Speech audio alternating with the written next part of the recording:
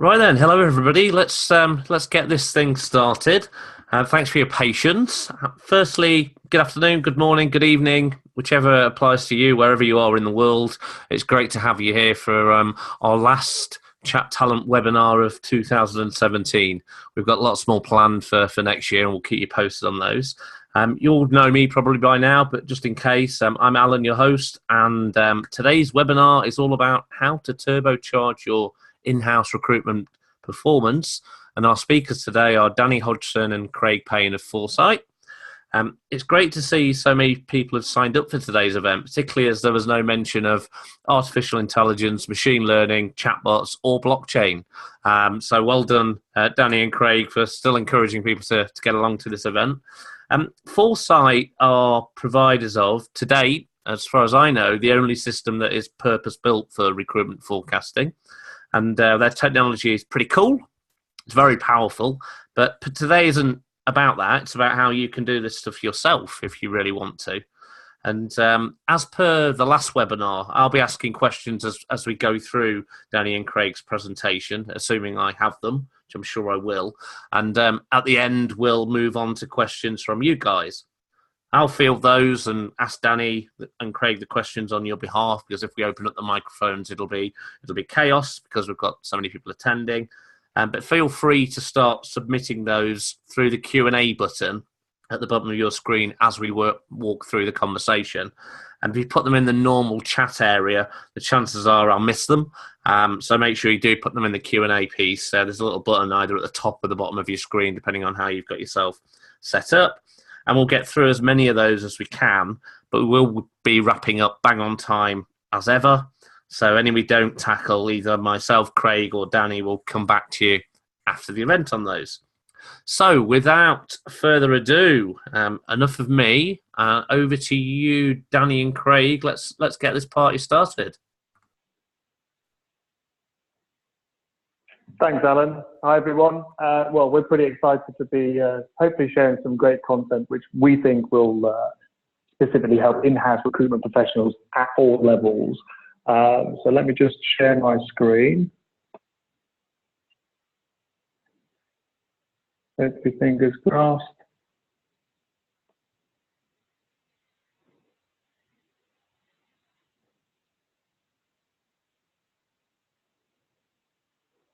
Okay, so hopefully everybody can see my screen.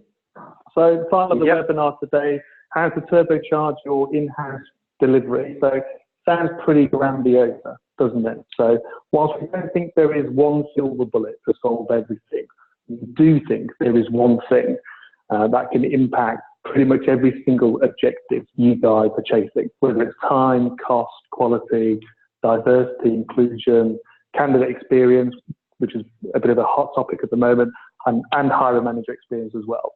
So, I mean, in a world where we are constantly being tasked to do more with less, in-house recruitment is no different. So we'd like to show you how. So stick with us, and we'll be giving you not one, but potentially a couple of free ways that you can take away and start doing this tomorrow, hopefully in time for 2018, although time is now against us, as it always is. And we'll even share with you some case studies at the end. So, you might be wondering, who are these two geezers claiming they can impact all this stuff? So I'm Danny, this is me talking, Craig's on the line as well. So even though we now live in the rec tech vendor world, we are hopefully not your typical kind of recruitment tech provider, but we're from your side of the fence. So as former heads of director of TAs, etc., we have been responsible for designing, implementing, transforming in-house recruitment teams pretty much across every industry sector there is. This is where Kraig would normally tell you we've won some awards along the way, and it's good to see that we've actually, some of the teams we've implemented a few years ago are still winning awards to this day, most recently the in-house recruitment awards. So that's why we think we're not your typical rec tech vendor, because we felt your pain. So hopefully what you're about to see is really, really relevant to you guys. One thing we would say about every different industry sector is everybody thinks they are unique in terms of the challenges they're facing. Well, there is one common challenge everybody faces, and that's we're all pretty much competing for exceptional talent. So whether it's financial sector, engineering, digital, retail, pharma, it's pretty fierce out there. So we need to be doing everything we can to attract great talent.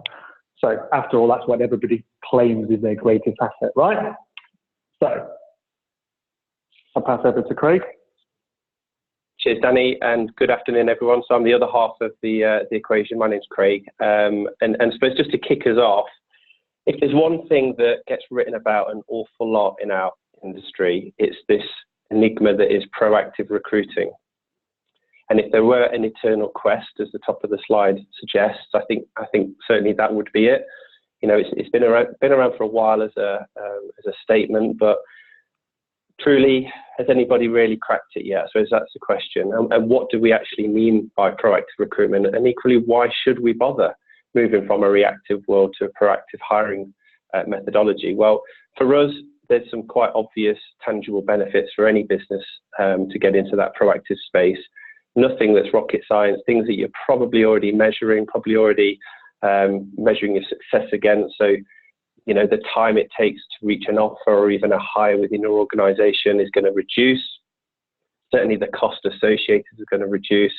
The quality of hire, which is generally speaking the metric that most organizations are, to be fair, most interested in nowadays. There's something that we champion ourselves a lot that we call empty chair time. But don't worry about that just now, because we will talk about that a bit more in the future. And equally less reliance on, you know, spending money on interim support. So when we have expensive interims or contracts in our business, because it takes us time to find the right permanent head, you know, it all has an impact on bottom line results for our businesses. And then finally, but, you know, not the last in the list, just the last one we want to focus on, you know, proactive hiring often gives us more time to talk to more of the market and spend more time engaging with our candidates, selling the story about the business that we work for in a compelling way and nurturing them as a lead over time. So just move to the next slide.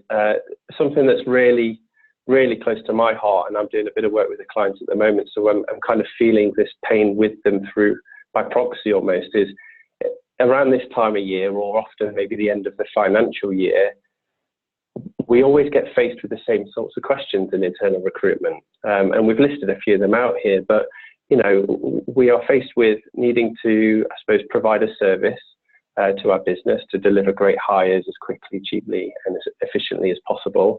But to do that, how big does our team actually need to be? You know, how should we structure ourselves? What roles should we have? What capabilities should we have within our function? If I structure it in a certain way for the next 12 months, am I going to actually have enough capacity to do a really great job? Or am I going to be faced with periods where I have too much, you know, spare capacity for the roles that I actually need to deliver? What technology do I need to invest in? You know, the rec tech world has grown exponentially in the last few years. There's a plethora of choice out there. What should I be investing in to improve my processes? And equally, what attraction channels do I need to invest in? Do I go more heavily down social media strategy? Do I still invest in some of the more traditional methods? What percentage? Where do I need to do it? What geographies do I need to target, and so on? And then to really get to the kind of core of a business, what skills is your business actually going to need to recruit over the next 12 to 18 months? You know, who are you targeting?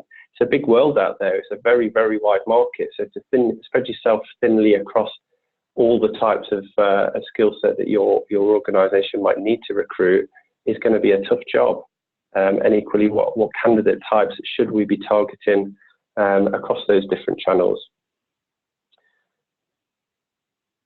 I often think, and just to give you a bit of an alert, there is an analogy on the way here, but I often think that because recruitment is so busy, we can often find ourselves working in a bit of a silo. You know, it's that head down mentality, trying to deliver for our businesses and churn roles as quickly as possible and talk to as many candidates as we can and give a great service, that maybe sometimes we don't take the step back from our function that we should do and look at ourselves, you know, against the rest of our business and maybe take a bit of impetus and a bit of direction from some of our colleagues in wider functions. Because one thing that will help us answer all those questions that I was just talking about is actually having a handle on what is going to be coming down the pipe at us over the next year. So we know this because Danny and I have spoken to hundreds, if not thousands of organisations and have worked in a fair few ourselves. We know the general state of play is that you get hit with a vacancy at the 11th hour and you have to react. You have to do what you do, and you do it as well as you can with the tools that you have. But that kind of foresight of what's going to be coming up over the next 6 to 12 to 18 months can really, really change the game in terms of how you plan your time and plan your approach to delivery. In its simplest form for me, it's a case of supply versus demand. So we are in the business of supplying great talent, but more often than not, we don't actually know the demand that we need to supply until it's thrust upon us, kind of piecemeal, one requisition at a time. So just to give a bit of a different sense of things, if you were to imagine, and Danny and I have actually worked in FMCG world, so this is quite close to our hearts, but if you were a Coca-Cola or a PepsiCo or a Walker's or whomever, can you imagine a business like that waiting for orders to come in from customers before they actually started manufacturing? It's kind of laughable, and it's unheard of, because you can just imagine that the shelves in Tesco would be bare. A company would never fulfill the requirements of the customer. Orders would take far too long because they'd be turning on the manufacturing facilities at the point of a customer needing to place an order. It would take far too long to ship. It would cost an awful lot because labour would be more expensive, materials would be more expensive because you'd be buying them in smaller amounts. Clearly, your customers wouldn't be at all happy at how long they'd have to wait for a can of Coke. And to be fair, I think they'd go out of business pretty quickly. So the point of this analogy, you might be wondering, what on earth is this guy talking about, and what's this got to do with my day job? But at its core, we're in a similar sort of business. We provide a service or a supply of candidates. An FMCG or a retailer provides a product or a commodity, but they're far, far ahead of us in terms of the game of understanding their demand that's going to be coming at them.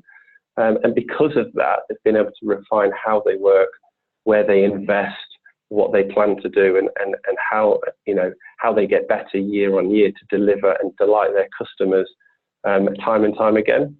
So that's an analogy for a manufacturer, but you think again a bit more widely, and depending on the business you may be working, you will have colleagues no doubt in finance teams. Maybe you are in a business that has a sales function, a supply chain function.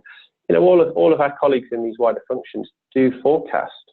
You may have to take part in forecasts yourself to provide information to those functions to help them be better at what they do to drive productivity and bottom line results for a business. So I suppose where we're coming at is we're just bringing some of these ideas into the world of in-house recruitment. They're not new ideas, but they're kind of new to recruitment.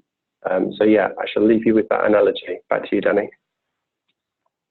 Cool. Okay.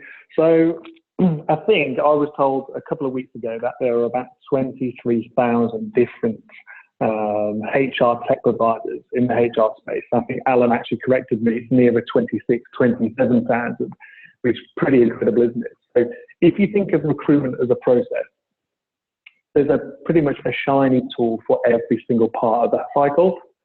From ATS to sourcing tools, pipeline tools, selection, video, interviewing, onboarding, even stuff to help you write your job ads. Obviously, this is not an exhausting list.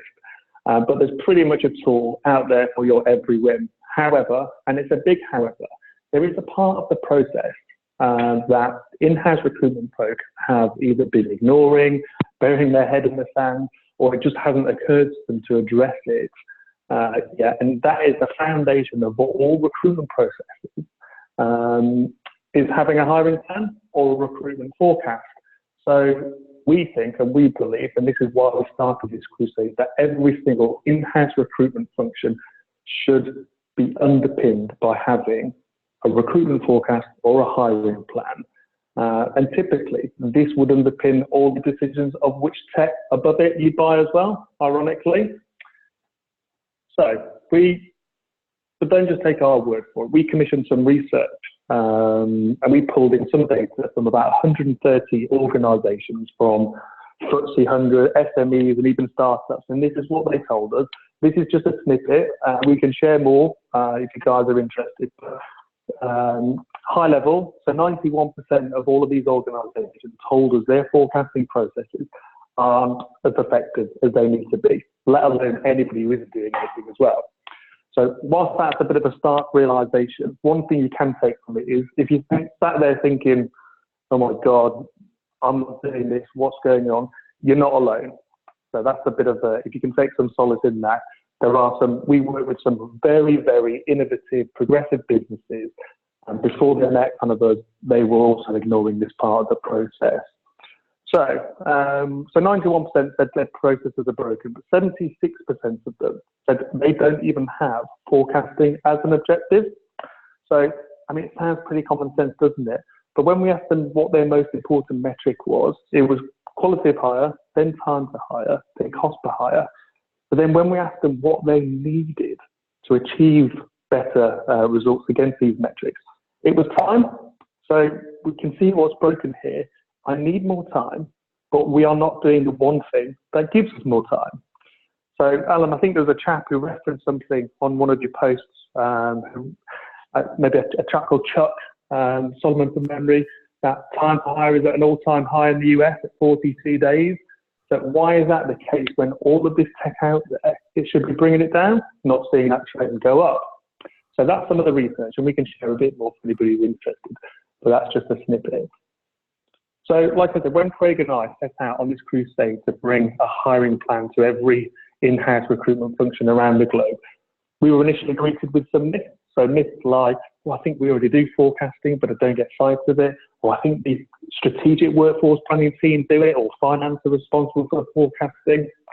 But there's quite a lot of terminology in there as well. So you might hear recruitment forecasting called workforce planning or demand planning or strategic workforce planning, whatever you call it. If your recruitment forecast doesn't give you a shopping list of every single role broken down by job title, grade, salary, location, reason for leaving, but most importantly, when, that isn't a forecast. You might have a strategic workforce planning team, and you might think you'd be stepping on a toes. You're not. So SWP has its place, but typically they're more interested in the 3, 5, 10, 15 years into the future. That has its place, but that's not very helpful to us from a recruitment delivery team. Finance might give you what is perceived to be a forecast, but generally, finance just give you a number to hit. So that's not a forecast. It's more likely a headcount plan.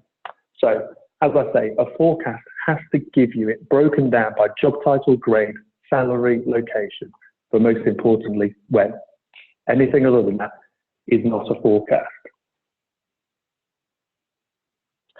Back over to me, and if I was to distill down what forecasting is all about, because it can seem like a bit of a dry subject, but let's face it, like Danny said earlier, we truly believe it underpins absolutely everything that you should be striving for or that you want to achieve within your functions at the moment.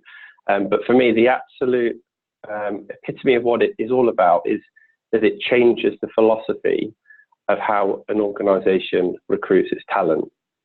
So if we just look at the screen at the moment, this is a really simplistic model that just shows the kind of current state of play, really. So this is a fairly typical hiring process. The amount of days that it takes at each of these different stages is going to be different between companies and sectors, and even within roles within a company, and even at different times of the year, depending on the market conditions. But largely, we receive a recruitment need, so-and-so has left, or we need to grow, or we have a project that's kicking off and we need certain people to deliver certain things.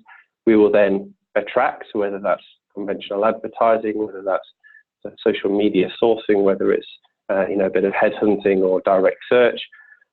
We will select, interview, assessment centre, video interview, whatever that may be, and then we'll reach a stage of offer and hire.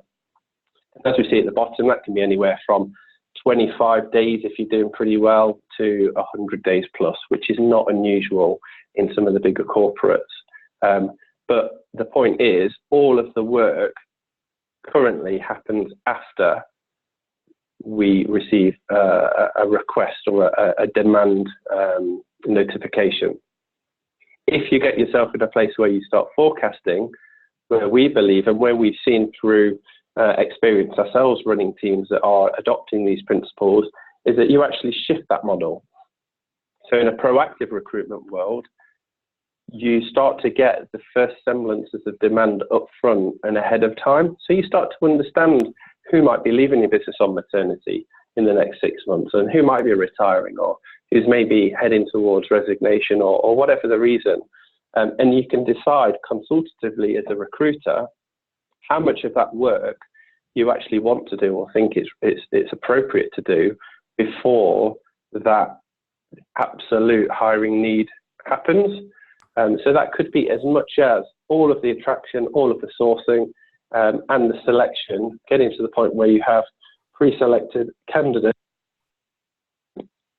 ready to offer, and then you're at the point in the year where the business needs that hire, and they're ready to go. So you can see the difference in time it's no different overall. It still may take 100 days, but from the experience that your hiring community are getting from you, a lot of that work could be preloaded, excuse me, before the hire is actually needed in the business. Craig, can I ask a question here? Of course you can, yeah. So if I'm moving towards a proactive recruitment model, I'm getting a lead on advertising, sourcing, interviewing, etc., and I've got all my roles in flight, and I've moved all the way through that stuff. What happens if that recruitment need never materializes?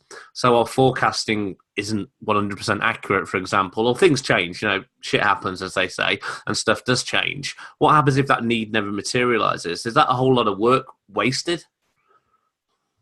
Yeah, good question. And let's face it, Alan, shit does happen all the time in every business around the country.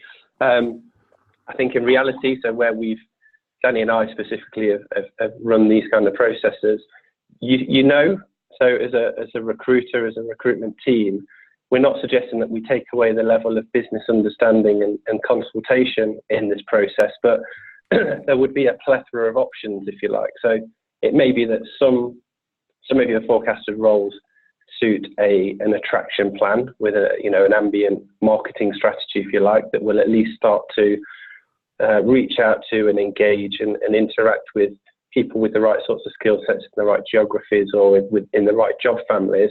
And that's as far as you take it, because you're creating a pipeline rather than a kind of a pool of talent. But it may be then that there are other elements of your forecast that are more operationally linked to projects or pieces of work or specific growth that you have confidence levels in that will be happening, and you make the decision, an informed decision, if you like, to take it as far through the process as you're comfortable with, and you make that decision on balancing out investment of time with risk of cancellation. Let's face it, there's a chance that it could happen. Of course there is, but there's also the chance that you could get the demand at the 11th hour, work it for 100 days, and it still be cancelled. So I think the reality of that is that it can happen anyway, but it comes down to the mindset shift and a bit of consultation and enablement between resourcing and the business. And I guess also you get better at the forecasting as well the more rounds you do. So if you do your first round and then you check back at the end of that round and say, okay, how accurate were we? Were we spot on? Were a million miles away? Was it certain managers who were accurate and others weren't? Do those ones that weren't accurate with their forecast, do they need some more coaching and guidance around how to forecast and what to include and what not to include? And you'll get better at it over time. But even just doing it that first time, you're going to see a marginal gain, I imagine.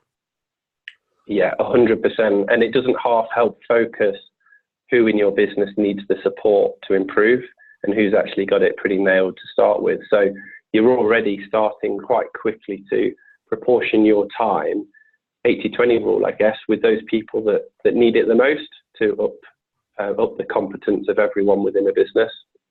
Okay, cool. Thank you. Cheers.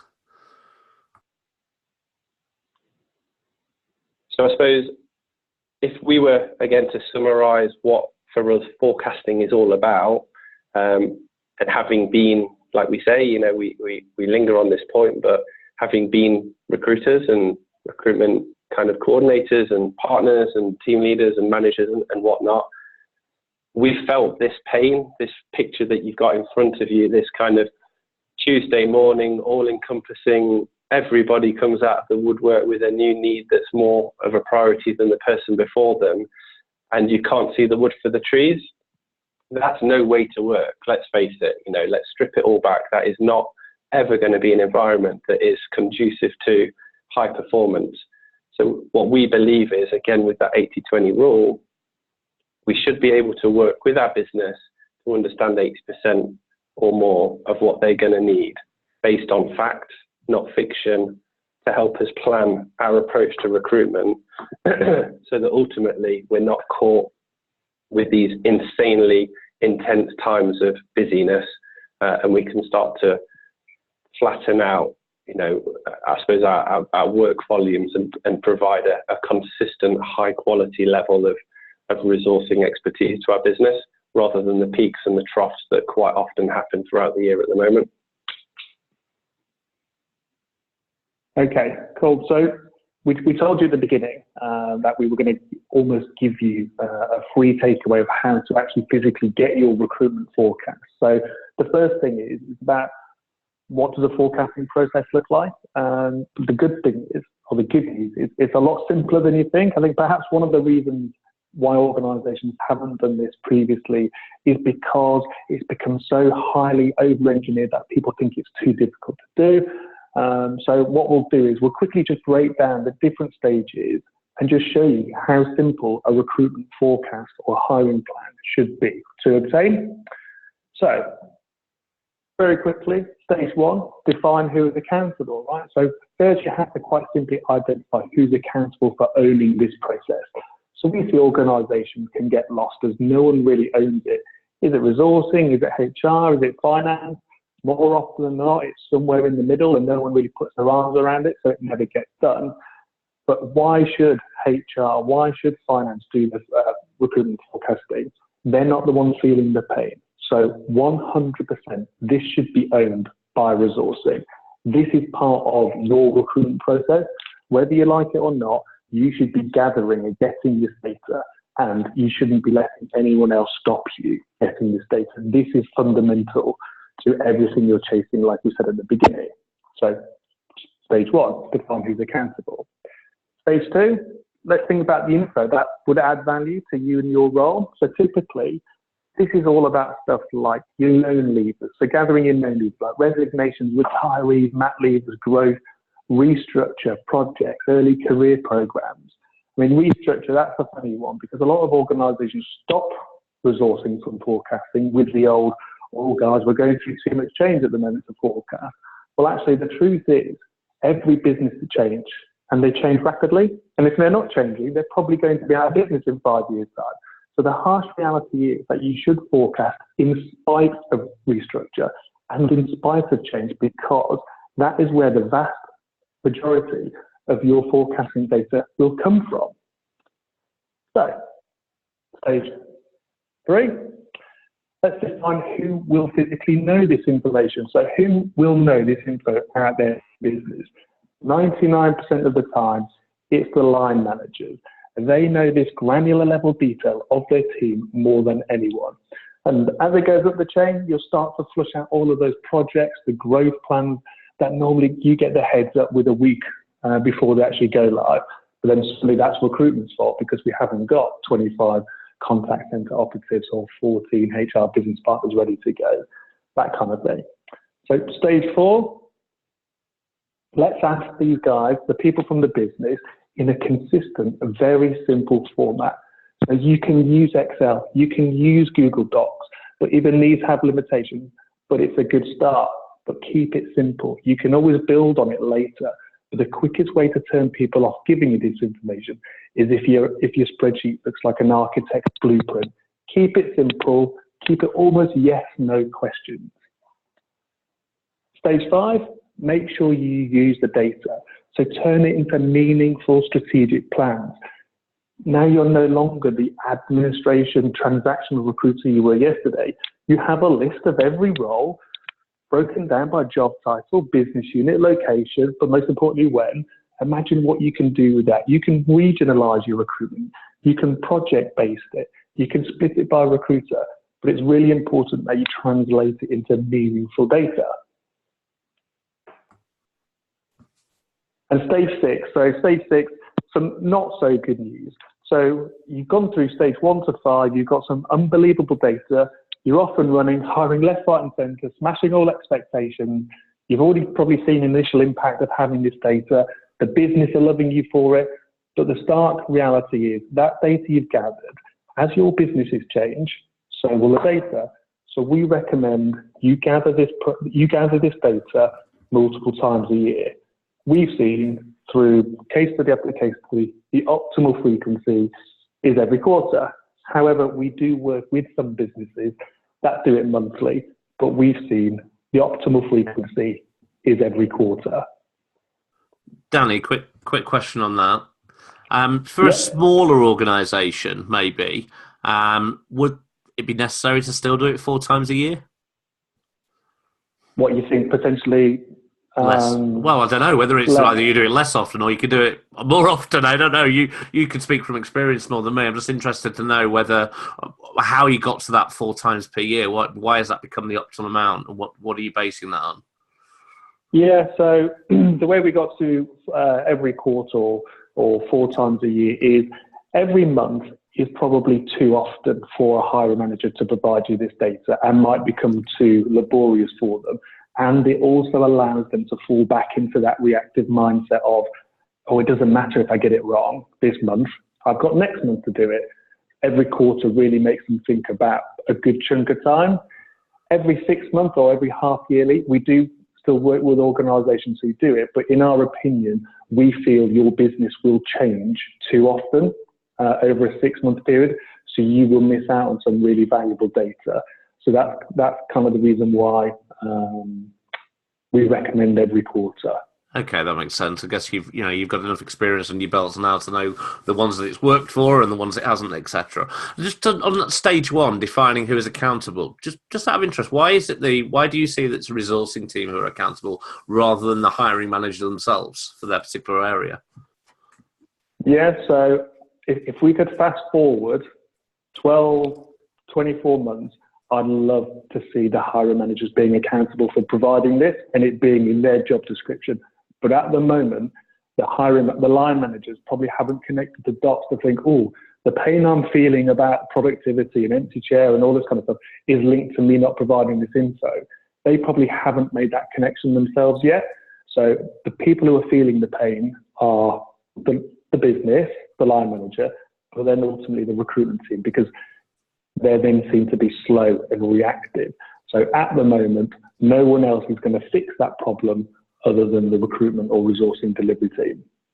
No, that makes sense. And then over time, as you say, the hiring manager light bulb moment comes and it pings above them and they realise it's absolutely in their interest to get this stuff right and to take some at least joint accountability for it.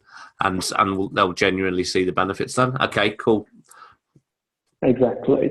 And just to go back to the frequency part as well, Alan, so what we suggest is it doesn't have to be a blanket quarterly forecast for your entire business.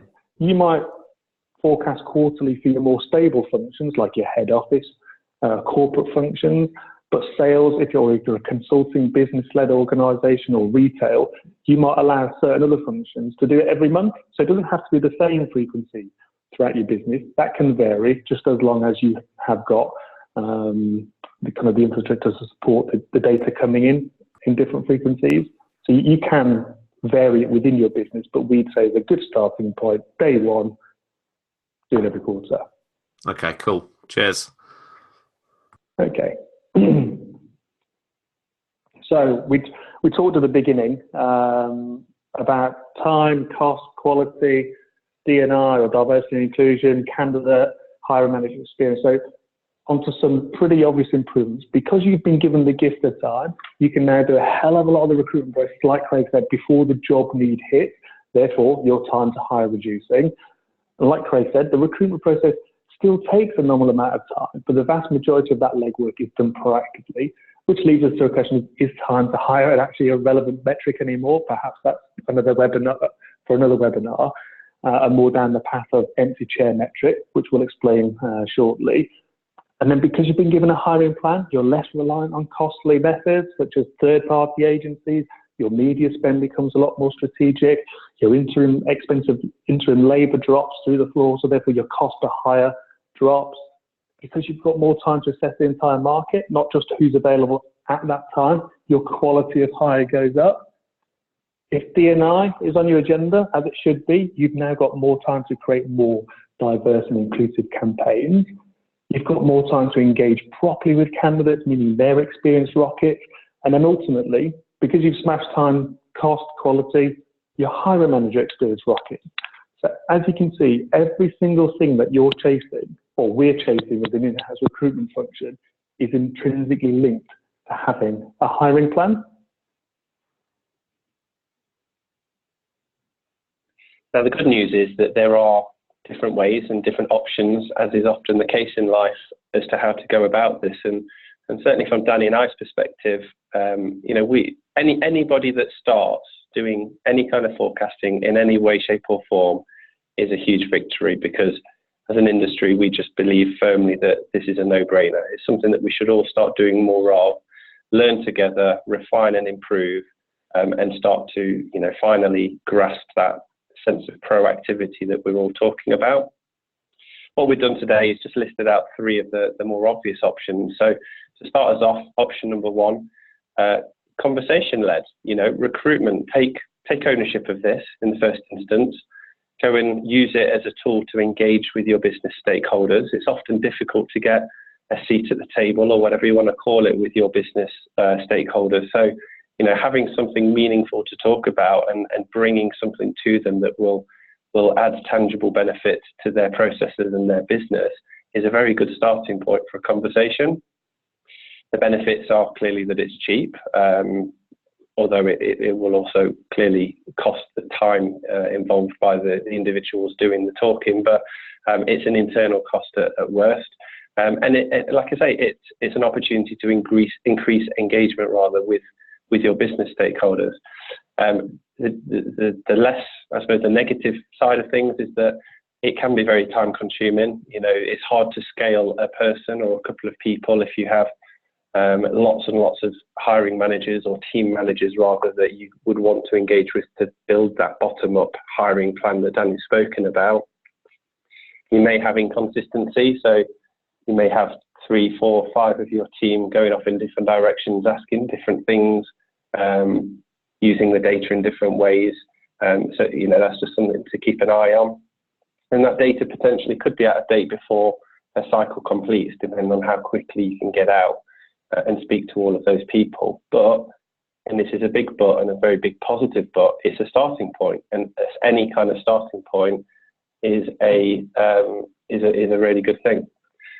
Option 2, Danny's alluded to this, is we use an Excel process.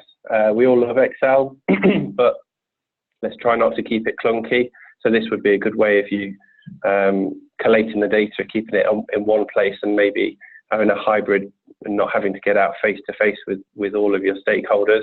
Again, it's cheap. I'm sure we've all got Excel in our offices, but it can be clunky. People don't like to use Excel trackers. They come at us from every angle, from every department, and they can be a bit onerous, and it could seem like another one of those tasks. So if it's not landed well, your uptake and your compliance might be a bit of an issue. It could also be perceived as being a bit low touch and impersonal, something you might want to have a think about. And because of those two things, you might need to actually invest a lot more time chasing people to fill it out, when you might as well have actually sat with them in the first place and done it first time resolution.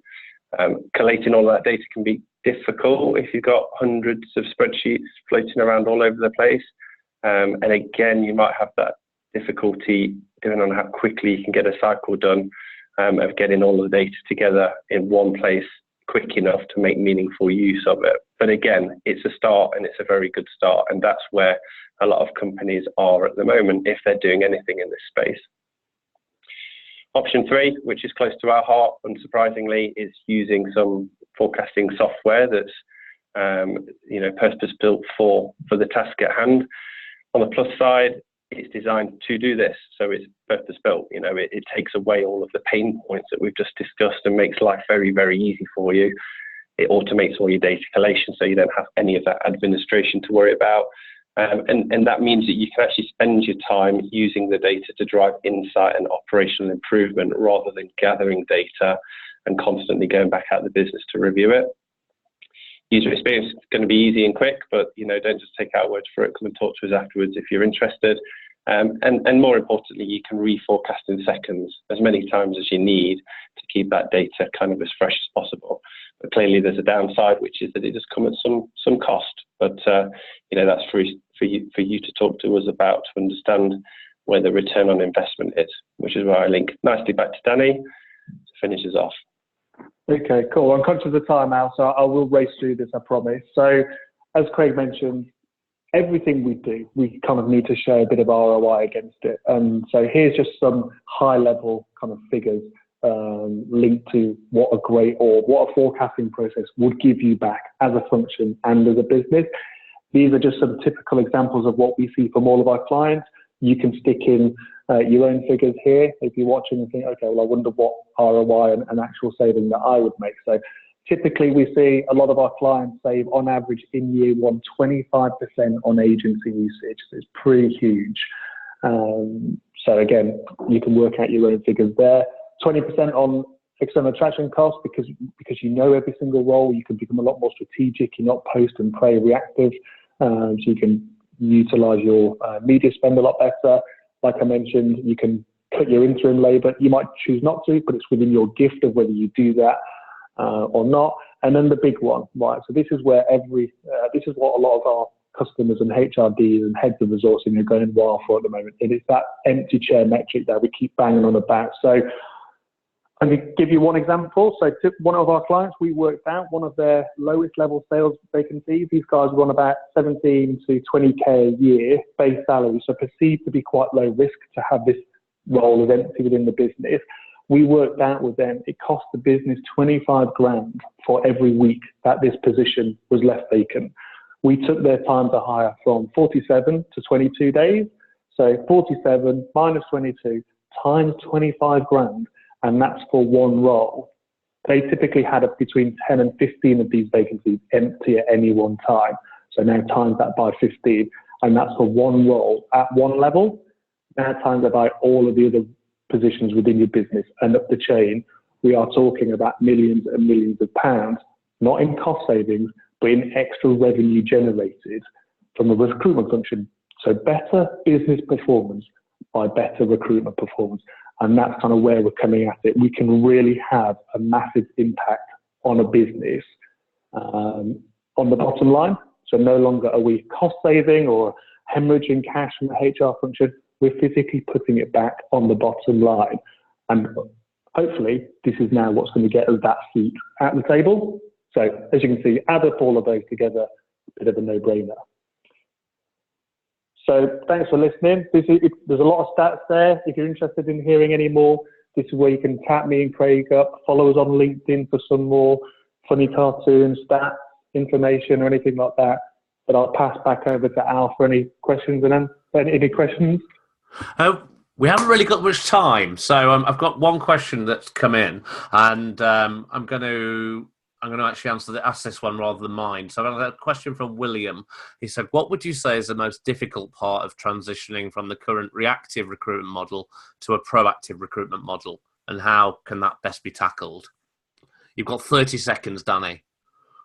The most difficult aspect,